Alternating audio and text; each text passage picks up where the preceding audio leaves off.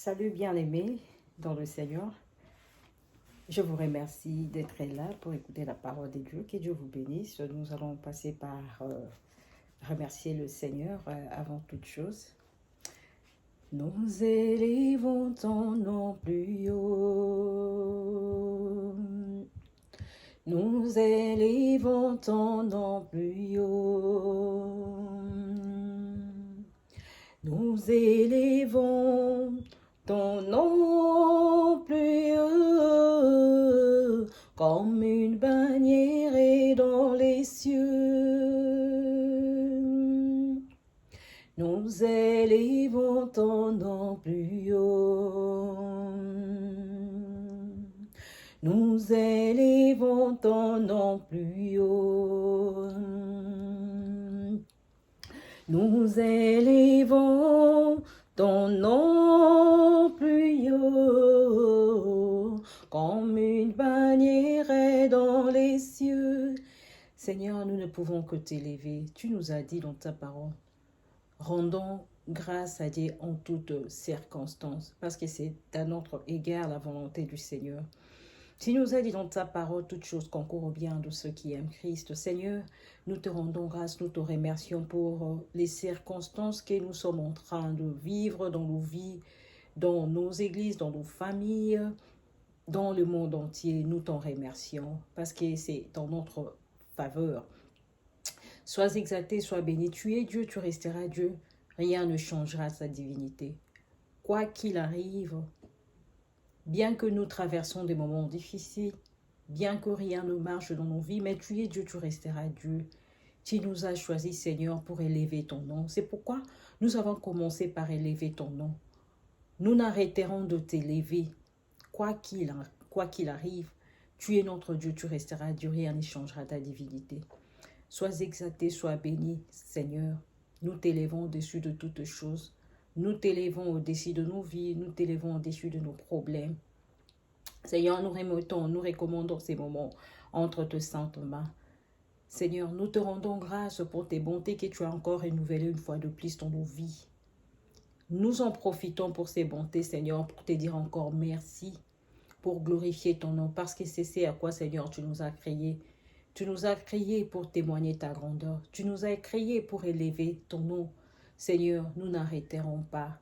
On est là pour tout. Nous sommes pour toi. On est fait pour toi. C'est pourquoi nous t'élevons en toutes choses, en toutes circonstances. Sois exalté. Nous recommandons ces moments entre tes saintes mains. Nous menaçons ceux qui ne confessent pas ta Seigneur en ce lieu. Nous les envoyons loin dans des places arides au nom puissant de Jésus. Merci Seigneur Jésus-Christ parce que tu seras notre alpha et notre oméga. Nous saluons la présence du Saint-Esprit. Nous savons que tu es à l'œuvre. Tu nous as dit dans ta parole, là où 2 ou 3 personnes sont réunies en ton nom, tu es là au milieu d'eux. Tu fais de nos corps le temple du Saint-Esprit et nous croyons que tu es là au milieu de nous. La raison pour laquelle, Seigneur, tu fais de nos corps le temple du Saint-Esprit, parce que tu veux être au contrôle de toutes choses en nous, parce que tu nous as choisis pour toi, tu nous as rachetés par ton sang précieux pour t'appartenir à jamais, et nous vivons dans le lieu céleste ensemble avec toi. Seigneur, nous t'en remercions. Sois exalté. Merci pour l'œuvre de la croix.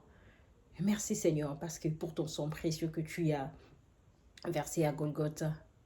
Merci, Seigneur Jésus-Christ. Ton sang a ruisselé pour nos péchés, ton sang a ruisselé pour nous rendre purs. Et nous t'en remercions. Sois béni, sois exalté. Le Dieu de toutes choses. Le Dieu qui est élevé au-dessus de toutes choses. Le Dieu de toute puissance. Nous t'exaltons, nous te remercions. Dans les noms puissants de Jésus-Christ, nous t'avons ainsi prié. Amen. Bien-aimés dans le Seigneur. Comme d'habitude, on est toujours dans notre thématique de ces messages. Le salut a été envoyé pour le païen. Et maintenant, la fois passée, on a parlé pour ce qui concerne les enfants de pasteurs, les enfants de bishop. Nous avons dit que ils sont tous nés enfants de Satan, mais c'est le devoir de leur père de leur enseigner la parole de Dieu. Parce que nous savons que la nature humaine est déjà corrompue. La nature humaine est déjà corrompue, nous le savons, à cause de la désobéissance d'Adam et Ève.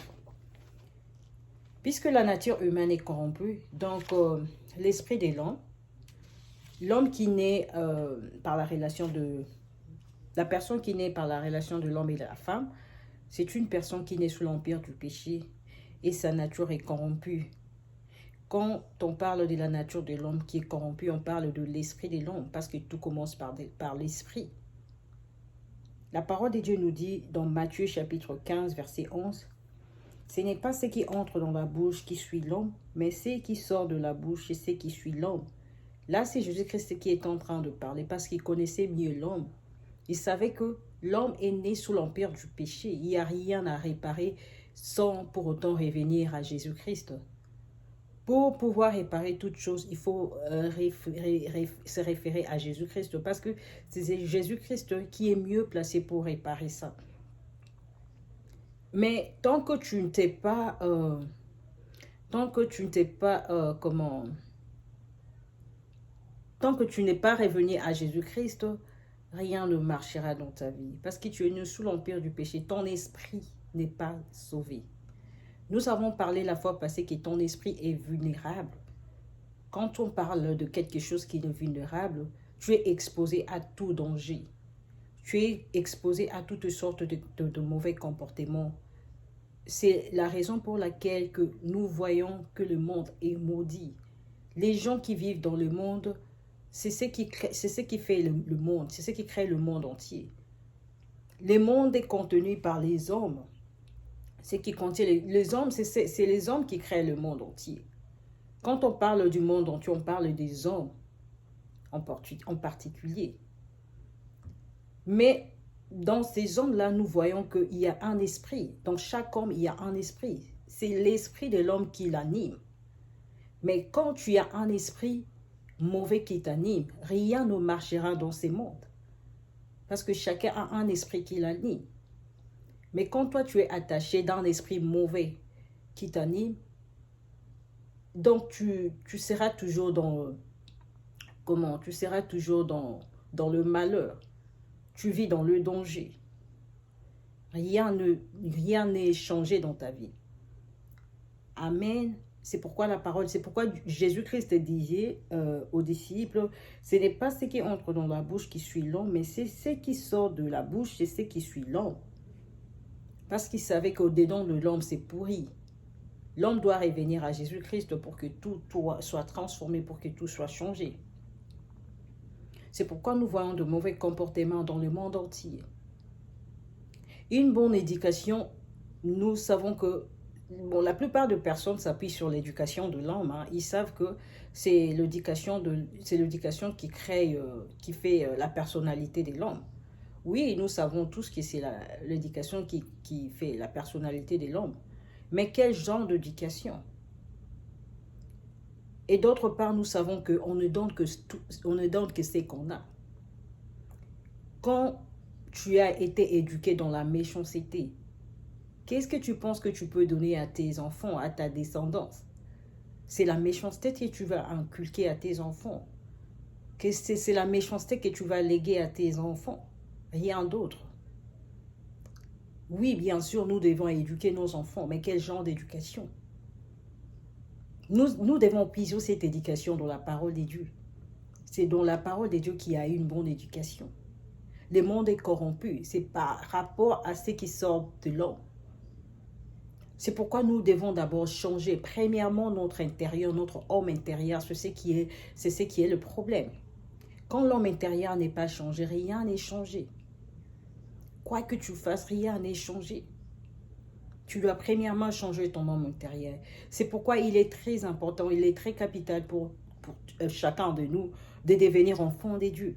Quand tu deviens enfant de Dieu, c'est-à-dire ton esprit est changé parce qu'il y a à l'intérieur de l'homme, il y a un esprit qui l'anime.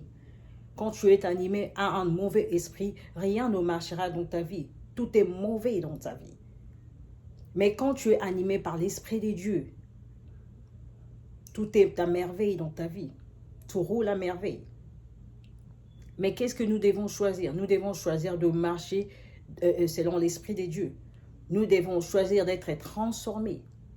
C'est ça même le travail que Jésus-Christ est venu faire. Jésus-Christ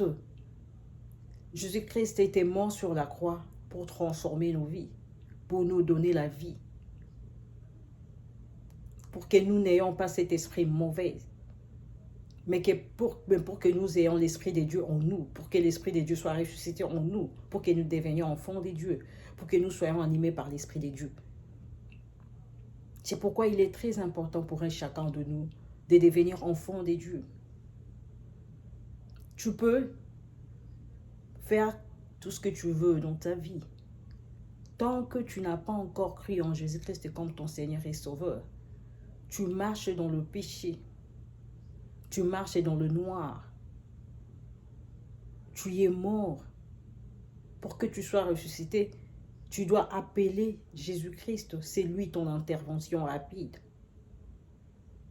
Amen. Nous savons que l'éducation, c'est la base de la personnalité de l'homme. Mais nous devons trier quel genre d'éducation. Amen. La bonne éducation, nous allons le puiser dans la Bible, dans la parole de Dieu. Amen.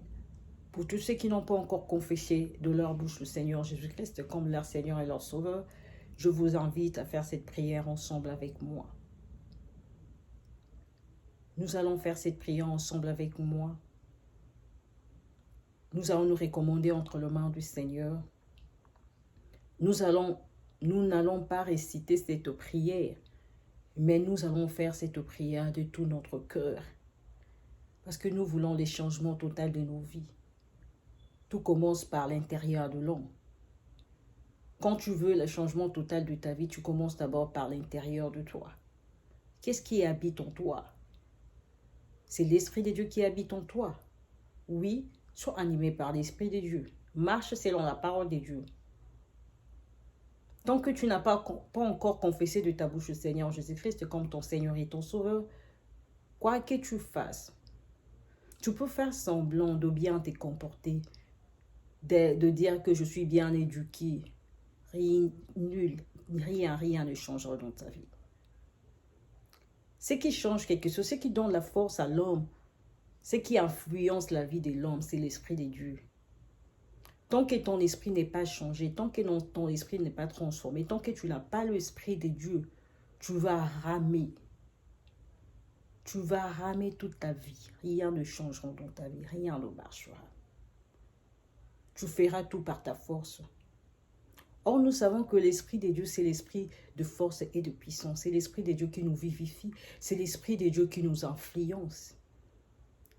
Tu peux me dire qu'il y a de ces gens-là qui ont déjà cru dans leur cœur Jésus-Christ, qui ont déjà confessé dans leur bouche que Jésus-Christ est Seigneur Sauveur, mais ils sont en train de ramer.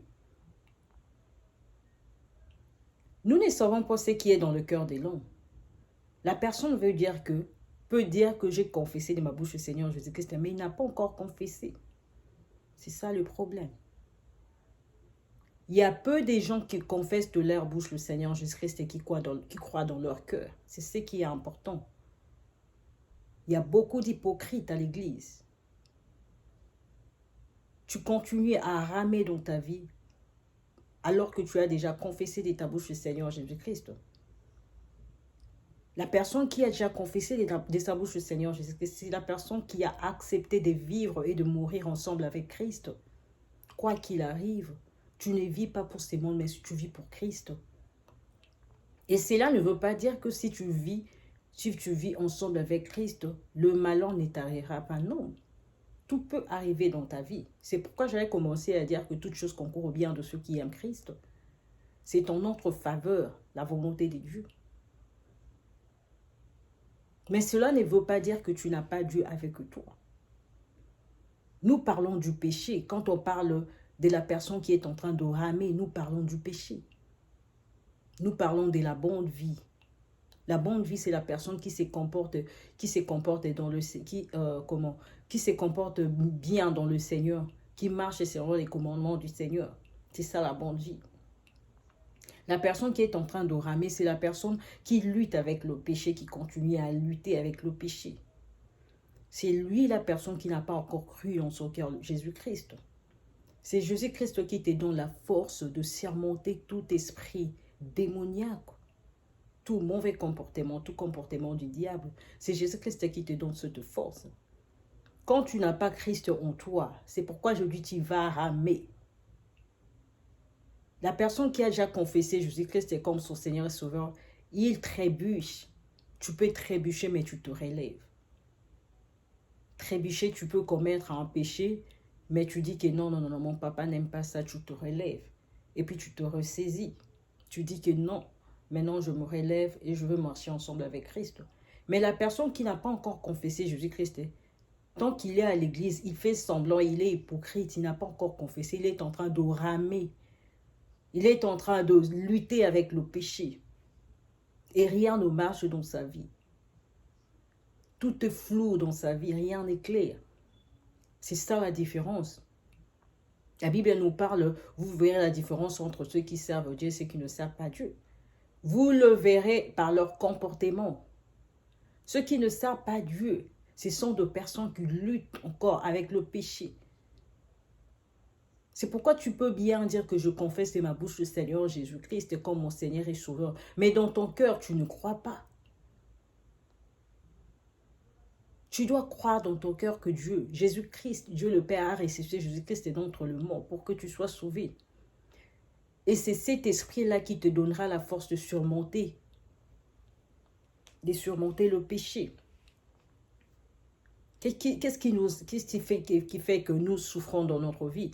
Qu'est-ce qui fait que nous ne menions pas une vie paisible? C'est à cause de nos péchés. C'est nos péchés qui fait que nous ayons dans des difficultés. Amen. Mais quand tu as confessé de ta bouche, Seigneur, je dis, Seigneur, jusqu'à ce que te donne la force de surmonter tout péché, toute forme de péché. Ce sont nos comportements qui fait que rien ne marche dans nos vies. Prenons par exemple la personne qui est déjà habituée à voler dans sa vie. Intelligent qu'il soit, bien éduqué, bien élevé, mais voleur. On lui a donné un travail. On lui a donné un travail bien rémunéré. Mais tellement qu'il est voleur, c'est son comportement, rien ne change dans sa vie. Il va voler dans cette entreprise et on va le chasser. Ne me dis pas que ce sont les tantes, ce sont ses parents qui l'ont montré comment voler. Non. C'est son comportement, c'est comme ça qu'il est. Et c'est pourquoi il était vulnérable au péché. Il n'a pas crié en Jésus-Christ. Mais quand il a crié en Jésus-Christ, Jésus-Christ lui donne la force de ne plus voler. Et il accepte avec beaucoup de plaisir, avec beaucoup de simplicité la parole de Dieu. Il est joyeux de pratiquer la parole de Dieu. Il est heureux de pratiquer la parole de Dieu. Et quelque chose va changer dans sa vie. Ce sont nos comportements. Et nous sommes vulnérables dans notre âme par rapport à l'esprit que nous avons, par rapport à l'esprit du diable que nous avons dès le commencement, dès notre naissance plutôt. La personne est née enfant de Satan et la personne est vulnérable au péché. Mais quand la personne confesse de sa bouche le Seigneur Jésus-Christ, tout change. C'est Jésus-Christ qui donne la capacité. Tu peux chercher à changer tous les jours, à bien te comporter, on peut te conseiller, mais tant qu'on ne t'a pas demandé, on ne t'a pas prêché la parole de Dieu, tant que Jésus-Christ n'a pas entré dans ta vie, rien ne marchera. Je vous invite, bien-aimés, à confesser de votre bouche le Seigneur Jésus-Christ, à croire de votre cœur. Ce n'est pas une réfutation. C'est ce qui change ta vie. Cette prière, c'est ce qui change ta vie tout entière. Nous allons faire cette prière ensemble avec moi. Vous allez répéter après moi. Nous disons, Père Céleste, au nom de Jésus-Christ, je confesse de ma bouche, Seigneur Jésus. Je crois dans mon cœur que Dieu le Père l'a ressuscité des morts. Je suis sauvé. Je suis enfant de Dieu. J'accepte de marcher avec le Seigneur, d'observer les lois du Seigneur, aujourd'hui, éternellement et à jamais, dans le nom puissant de Jésus. Amen. Amen. Bienvenue dans le royaume du Seigneur. Bienvenue dans notre monde. Nous sommes là, nous vous accueillons au nom puissant de Jésus-Christ. Nous vous accueillons. Vous êtes le bienvenu dans notre monde. Amen. Vous êtes maintenant enfants de Dieu. Nous pouvons prier ensemble. Nous pouvons élever nos voix ensemble pour invoquer le Seigneur, pour invoquer la présence du Seigneur au milieu de nous, pour invoquer la faveur du Seigneur au milieu de nous. Amen. Nous allons prier. Seigneur Jésus-Christ, nous te rendons grâce, nous te remercions pour ces âmes qui sont sauvées aujourd'hui. Seigneur, c'est à quoi, Seigneur, tu nous as appelés, tu nous as demandé d'aller faire de toutes les nations tes disciples, le réconciliant avec Dieu au travers Jésus-Christ. Seigneur, nous avons observé ta parole. Nous te rendons grâce, nous te remercions pour ces âmes. Merci Seigneur de garder ces âmes auprès de toi. Merci Seigneur de leur protéger. Merci Seigneur de répandre, Seigneur, ta bénédiction sur eux. Merci Seigneur de leur protéger. Merci Seigneur parce que aucune de ces âmes ne sera perdue. Ils sont attachés à toi. Seigneur, rien de ce qui t'appartenait n'a été perdu, sinon le fils de la perdition. Je leur recommande entre tes saintes mains. Merci parce qu'ils seront toujours, ils vont demeurer toujours dans ta présence. Nous te remercions, nous te rendons grâce, nous leur bénissons dans le nom puissant de Jésus-Christ. Nous te remercions, Seigneur, pour cette journée. Merci, Seigneur, d'être avec nous. Merci, Seigneur, de protéger notre famille.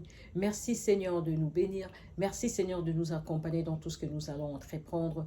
Dans le nom puissant de Jésus-Christ, nous t'avons ainsi prié. Amen. Amen. Que Dieu vous bénisse. Bye.